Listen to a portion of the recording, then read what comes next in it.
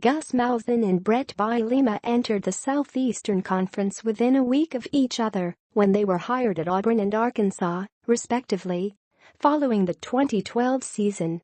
Both appear as though they're fighting to stay in the league as they begin a second half of a season that feels like it could determine how much longer their coaching tenures last. The number 21 Tigers, 5-2, 3-1, visit the Razorbacks, 2-4, 0-3, on Saturday night, a week after blowing a 20-0 lead in a 27-23 loss to number 24 Louisiana State.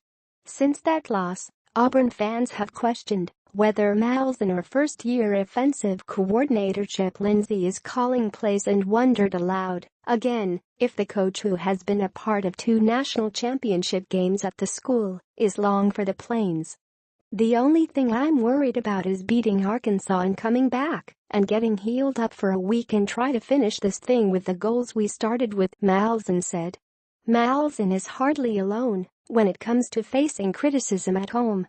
Just ask Bielema, who has led Arkansas to 6 losses in its last 8 games and hasn't defeated a Power 5 conference school since downing Mississippi State last November.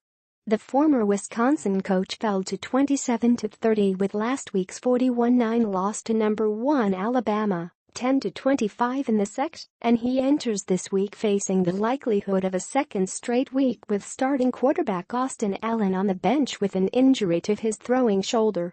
The Razorbacks are also facing an Auburn team that defeated them 56-3 a year ago, a humiliating defeat Bielema said they haven't forgotten. "I think just the way it ended a year ago, from the time they walked off the field last year to where they are, they've made themselves aware of the loss," Bielema said. Number 1 Tide face Vols the traditional third Saturday in October rivalry game between Alabama and Tennessee hasn't been much of a rivalry on the field over the past decade, but it's rich in history.